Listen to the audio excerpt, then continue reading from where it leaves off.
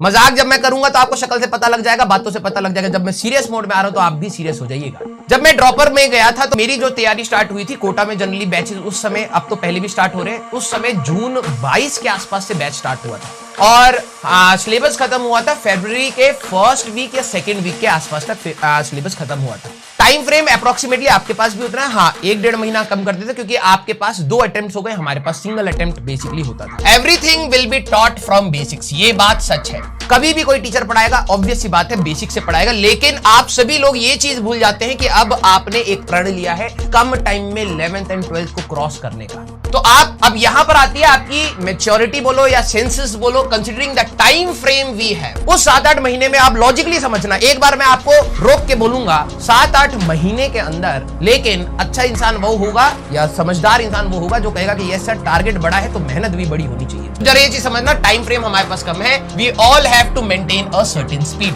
क्योंकि आपको आगे का टाइम फ्रेम नहीं पता लगता। आप कहते हैं सर इस टॉपिक को स्लो डाउन करिए, अगर मेरे को लगेगा कि यस वी हैव स्पेस बताना चाहिए बता देते हैं, इंपॉर्टेंट है बता देते। लेकिन अगर कोई छोटी मोटी चीजों पर अगर आप रोकने की कोशिश कर रहे हैं तो बेटा आप मेरे को तो रोक ही रहे हैं, बट आप अपना सिलेक्शन भी रोक रहे हैं, क्योंकि इसी बैच से आपको भी पढ़ना है और सिलेबस हम दोनों को मिलकर खत्म करना है। तो आप सभी लोगों को मैं थ्रू आउट, क्योंकि बीच बीच में आएंगे बच्चे बार बार ये, क्योंकि आज आप सुन रहे हैं काफी बच्चे नहीं सुन रहे होंगे, बीच बीच में मेरे को यही बोलना होगा, तब आपका सपोर्ट चाहिए होगा। Please have a look of the lecture planner. कई बच्चे ना लेक्चर प्लानर देखते ही नहीं है, कई बच्चे लेक्चर प्लानर नहीं देखते। सर आराम से कराइए ना, हर वीक अप्रोक्सीमेटली कुछ को 6 मिल रहे हैं। क्या आपको ये नहीं पता कि स्लो डाउन होने के बाद अगर आपका अभी तो हम जनवरी 10 तक का टारगेट ले रहे हैं, 15 को अगर एग्जाम हो गया तो एक बार तो 6 को भी हुआ है जनवरी। क्या आप आखिरी के चैप्टर्स मिस करना चाहेंगे, मॉडर्न फिजिक्स हाथ से गवाना चाहेंगे जिसका वेटेज अच्छा है? उसमें आप ज्यादा मत पढ़िए, आपका काम सिर्फ पढ़ने का है, आप पढ़ते चलिएगा बस। This batch is English batch. कुछ बच्चे वहां पर भी ये चीज लिख रहे थे, पहले भी बताया। So no demand of Hindi और इंग्लिश विल बी एंटरटेन्ड। मैं देखूंगा,